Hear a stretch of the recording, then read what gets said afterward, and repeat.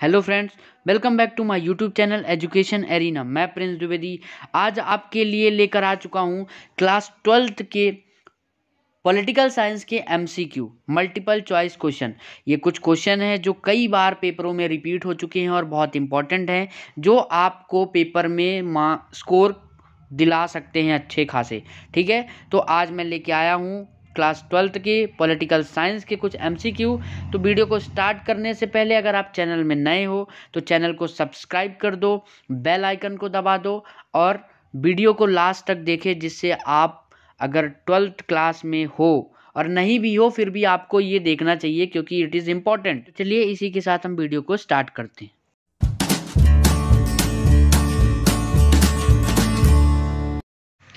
तो चलिए आज हम करने वाले हैं पॉलिटिकल साइंस के एमसीक्यू कुछ, जो कि अब आपको पता है कि पेपर नज़दीक आ रहा है, इसलिए थोड़ा आपकी प्रैक्टिस भी हो जाएगी। तो हम कंटिन्यू करेंगे अपना क्या एमसीक्यू। तो यहाँ पे कुछ एमसीक्यू मैंने लिए हैं आपके सामने और उसके आपको आंसर्स बताने हैं। चलिए पहला क्वेश्चन, जैसा कि आप देख रहे हैं कि the earth summit which was held in Rio de Janeiro Brazil focused on.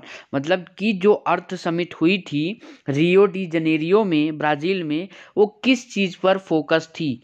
वो टेररिज्म पर फोकस थी कि ग्लोबल पॉवर्टी पर कि इन्वायरमेंटल इशू पर कि हेल्थ एपिडेमिक्स पर? ये चार ऑप्शन है आपके पास, जो भी आपको सही लगे उसमें आप क्लिक कर सकते हो।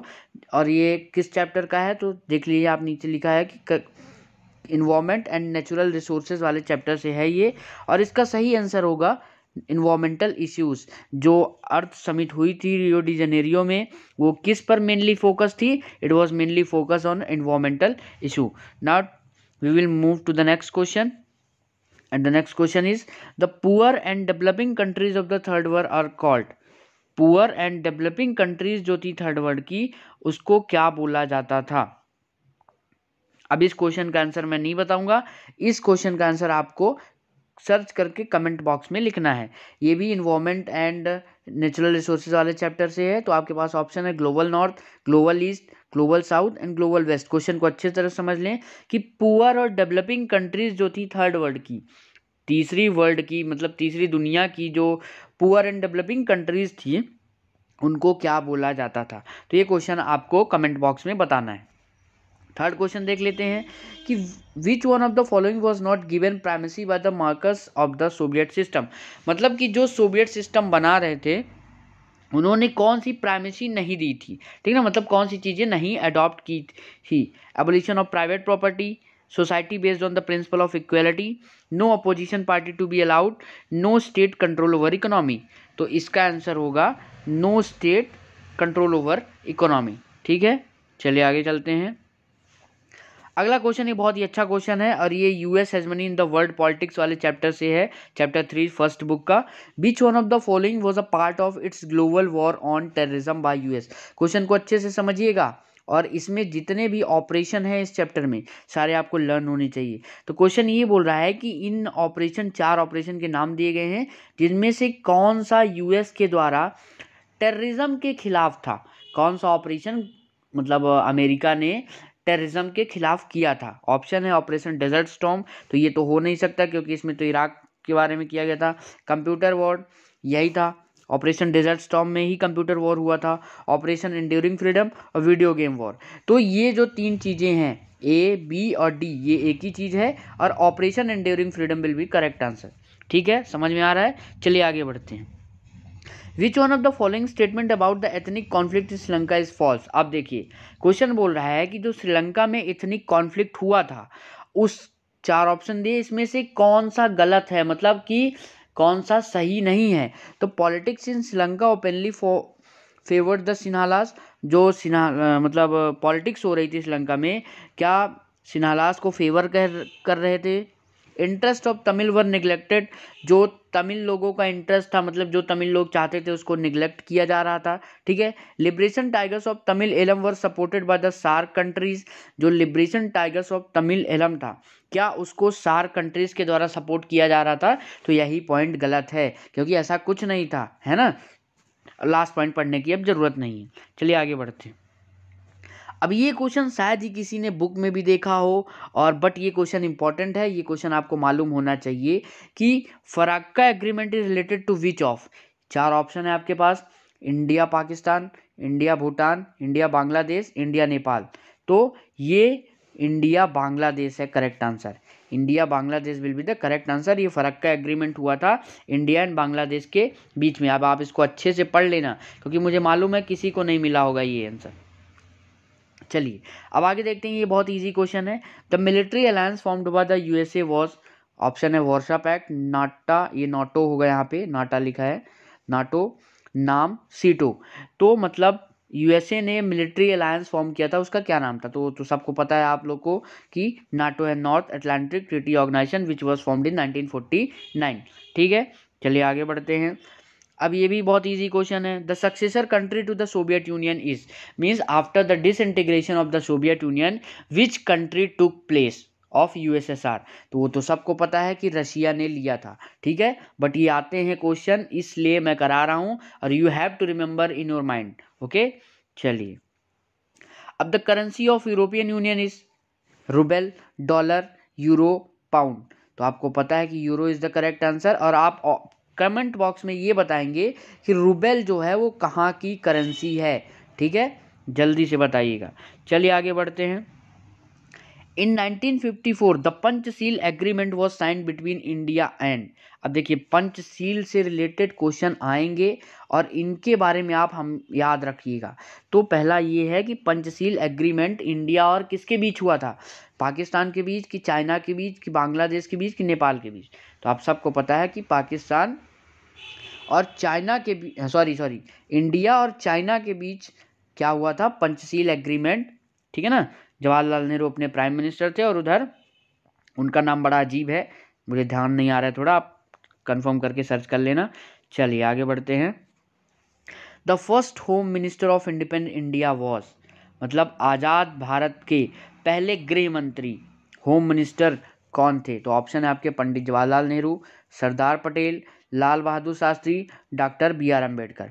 तो आपका सही उत्तर होगा सरदार पटेल, क्योंकि आपको पता है कि पंडित जवाहरलाल नेहरू तो पहले प्रधानमंत्री थे, Lal Bahadur Shastri after the death of Jawaharlal Nehru Lal Bahadur Shastri became the prime minister, ठीक है, और डॉक्टर बाबा साहेब अम्बेडकर तो इनको अलग ही दे दिया है, कुछ है ही नहीं ये, ठीक है। चलो आगे बढ़ते हैं।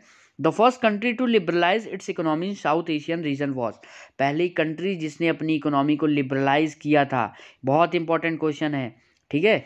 इसका आंसर क्या होगा? इंडिया ने किया था, कि श्रीलंका ने किया था, कि बांग्लादेश, कि पाकिस्तान? तो इसका आंसर होगा, बताइए आप क्या होगा? इसका आंसर है श्रीलंका, ठीक है। Now we are moving to the next question. The first non Congress prime minister of India was, अब ये पूछा है कि पहले ऐसे कौन प्रधानमंत्री बने जो कि means he was not belonging to the Congress party, non Congress मतलब कांग्रेस में नहीं थे। तो आपको पता है कि फर्स्ट 3 जनरल इलेक्शन में कांग्रेस का डोमिनेंस था। उसके बाद जो after the death of Lal Bahadur Shastri, Indira Gandhi became the prime minister, and after that the Morarji Desai became the prime minister who was not from the Congress. So Morarji Desai आपका सही उत्तर होगा। ये सब चीज़ें आप अच्छे से कंफर्म कर लीजिएगा, बहुत इजी टॉपिक है और ये चैप्टर तो बहुत ही इजी है, बहुत इंटरेस्टिंग है, ठीक है। चलिए आगे बढ़ते हैं। The Sardar Sarovar dam is built on river, Sardar Sarovar जो डैम है वो किस नदी पर बना है? आपके ऑप्शन है गंगा, यमुना, ब्रह्मपुत्र, नर्मदा। तो आपका सही उत्तर होगा नर्मदा नदी, ठीक है, which is also known as क्या मानी जाती है? गंगा ऑफ एमपी, जिसको गंगा ऑफ मध्य प्रदेश भी बोला जाता है। चलिए आगे बढ़ते हैं। The military operation to evacuate the militant Akali group from Golden Temple in Amritsar is known as, ये भी बहुत इंपॉर्टेंट क्वेश्चन है कि जो अकाली ग्रुप जिन्होंने गोल्डन टेम्पल में मीन्स हाईजैक कर लिया था, गोल्डन टेम्पल में घुस गए थे वहाँ पे, तो कौन सा मिलिट्री ऑपरेशन किया गया था उनसे निपटने के लिए, उनसे फेस करने के लिए कौन सा मिलिट्री ऑपरेशन किया गया था? Operation temple, red star operation, operation Thunderbolt, या फिर ब्लू स्टार ऑपरेशन? तो आप सबको पता है कि ऑपरेशन ब्लू स्टार किया गया था, है ना। चलिए आगे बढ़ते हैं। Which among the following statement about cold war is false, cold war के बारे में कौन सा स्टेटमेंट, जो 4 स्टेटमेंट दिए हैं, मीन्स 4 ऑप्शन दिए हैं, उसमें से कौन सा स्टेटमेंट गलत है? तो it led to the outbreak of another world war. Cold war से क्या हुआ कि अगला विश्व युद्ध चालू हो गया, मतलब तीसरा विश्व युद्ध, क्या ऐसा हुआ था? दूसरा ऑप्शन है it was an ideological war between the two super power. ये विचारधाराओं की लड़ाई थी, आइडियोलॉजिकल वॉर था। तो हाँ, ये सही है कि आइडियोलॉजिकल वॉर हुआ था। It was a competition between the US and Soviet alliances. ये भी सही है कि यूएस मीन्स अमेरिका और यूएसएसआर के बीच में कंपटीशन चल रहा था। ठीक है। The it triggered an arms race among countries of rival alliance. मतलब कि क्या इन दोनों कंट्रीज के बीच में क्या चल रहा था? आर्म्स रेस, मतलब हथियार इकट्ठा करने की होड़ चालू हो गई थी। तो ये भी सही है।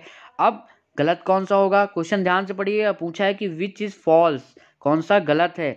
तो पहला गलत होगा, क्योंकि कोल्ड वॉर का ही मतलब होता है शीत युद्ध, मतलब कि इसमें लड़ाई नहीं हुई थी, अपना अनदर वर्ल्ड वॉर नहीं हुआ था। अगर होता तो तीसरा विश्व युद्ध होता, ये दुनिया तबाह हो जाती, नहीं हुआ था। ठीक है। Now we are moving to the next question. The first home minister, ये तो हो गया, शायद रिपीट हो गया क्वेश्चन, सॉरी उसके लिए। द फर्स्ट, ये भी हो गया है। हाँ, ये क्वेश्चन है, इंपॉर्टेंट क्वेश्चन है, देख लीजिएगा। Which one of the following statement related to the Iraq invasion by the US is incorrect? Means जो इराक इन्वेजन हुआ था 2003 में, ठीक है, 4 स्टेटमेंट दिए हैं, इसमें से कौन सा गलत है ये आपको पता करना है। More than 40 other countries one involve in this invasion, सही बात है। 40 से ज़्यादा, मतलब 40 से ज़्यादा कंट्रीज ने भाग लिया था। The UN had given consent to invade Iraq. क्या यूएन ने इराक पर कब्जा करने की अनुमति दे दी थी? बताइए आप। The invasion was to prevent Iraq from developing weapons of mass destruction, सही बात है। यूएस ने बोला था कि इराक जो है वेपन्स ऑफ मास डिस्ट्रक्शन बना रहा है, इसलिए उस पर हमला करना जरूरी था, तो ये भी सही है। The US lost over 3000 military personal in this war, मतलब कि 3000 सैनिक मारे गए थे यूएस के, तो ये भी सही है। तो गलत कौन सा होगा? Second one. So this will be your right answer. ठीक है। क्वेश्चन को ध्यान से पढ़िएगा, क्योंकि क्वेश्चन लोगों को लगता है कि क्वेश्चन सही पूछ रहा है और लोग सही वाले को टिक कर देते हैं और वो गलत हो जाता है। ठीक है, चलिए आगे बढ़ते हैं। Find out the international organisation formed under the initiative of Tito, Nasser and Nehru. बहुत ही इंपॉर्टेंट क्वेश्चन है। ऐसा कौन सा इंटरनेशनल ऑर्गेनाइजेशन था जो Tito, Joseph Broz Tito, Gamal Abdul Nasser और जवाहरलाल नेहरू के लीडरशिप में हुआ था, इन्होंने शुरुआत की थी? तो सबको पता है आपको कि अपना नाम हुआ था नॉन अलाइनमेंट मूवमेंट। ये 3 जो थे ये फाउंडर लीडर थे, बाद में 2 और मिल गए थे, तो 5 हो गए थे, है ना। सो ये आपको याद रखना है। अब अगला क्वेश्चन है कि what was the base of Indian state reorganisation in 1950। अच्छे से समझिएगा कि जो रीऑर्गेनाइजेशन, इंडियन स्टेट रीऑर्गेनाइजेशन 1956 में आया था, तो स्टेट को डिवाइड करना किस बेसिस पर? लैंग्वेज के बेसिस पर, कि जोग्राफिकल एरिया के बेसिस पर, कास्ट के बेसिस पर, कि रीजन के बेसिस पर? तो इसका आंसर होगा लैंग्वेज के बेसिस पर। आपको पता है बहुत सारे स्टेट बने थे। ठीक है, चलिए। Who became the prime minister is Janata party, ये इस गलत लिखा है, ऑफ होगा यहाँ पे, कि जनता पार्टी गवर्नमेंट की तरफ से प्राइम मिनिस्टर कौन बना था? मोरारजी देसाई, जगजीवन राम, चरण सिंह, जयप्रकाश नारायण। तो आपको पता है कि कौन बने थे? चरण सिंह बने थे। ठीक है, चलिए आगे बढ़ते हैं। Bharatiya Janata party is rebirth of beach of the following political party. बहुत इंपॉर्टेंट क्वेश्चन है कि भारतीय जनता, जो आज की बीजेपी है, अपनी आज की जो बीजेपी है जिसको नरेंद्र मोदी लीड कर रहे हैं, तो उसका रीबर्थ है वो किस पार्टी से निकल कर आई है? ऑप्शन है शिवसेना, समाजवादी पार्टी, बहुजन समाज पार्टी और भारतीय जनसंघ। तो आपका आंसर है भारतीय जनसंघ से ये निकल कर आई है। ठीक है, कई जगह आरएसएस भी दिया रहेगा, तो थोड़ा देख लीजिएगा। ठीक है, अब ये क्वेश्चन आता है कि when did Godhra incident took place. Godhra incident जो गुजरात में हुआ था वो कब हुआ था? तो इसका ऑप्शन आंसर है 2002। ठीक है, डायरेक्ट आंसर बता दिया मैंने आपको। चलिए आगे बढ़ते हैं। हु गेव द स्लोगन गरीबी हटाओ। This is the last question. अब ये बहुत ही इंपॉर्टेंट है कि जो स्लोगन है गरीबी हटाओ, गरीबों को हटाओ नहीं, गरीबी हटाओ, किसने दिया था? जेपी नारायण, इंदिरा गांधी, महात्मा गांधी, लाल बहादुर शास्त्री। तो ये फेमस स्लोगन था, ठीक है। ये किसने दिया था? इंदिरा गांधी ने दिया था। और आई होप दैट इतने क्वेश्चन जितने भी हैं आपके समझ में आए होंगे और आप इन क्वेश्चनों को प्रैक्टिस करिएगा, क्योंकि कई बार आ चुके हैं और पिछले पेपर में भी, मतलब पिछले ईयर के पेपर में भी इनमें से कई क्वेश्चन रिपीट हुए थे। एमसीक्यू क्वेश्चन जो होते हैं, मल्टीपल चॉइस क्वेश्चन, बहुत इंपॉर्टेंट रखते हैं, ठीक है। ये अब स्कोरिंग होते हैं, इनसे ये तो क्वेश्चन बनने ही चाहिए आपसे। चलिए इसी के साथ धन्यवाद, और आप वीडियो को शेयर करें अपने सारे दोस्तों के साथ। चैनल में नए हो तो चैनल को सब्सक्राइब कर लें और बेल आइकन दबा दें, जिससे हमारी कोई भी लेटेस्ट वीडियोस आपके पास तुरंत पहुंच जाए। धन्यवाद।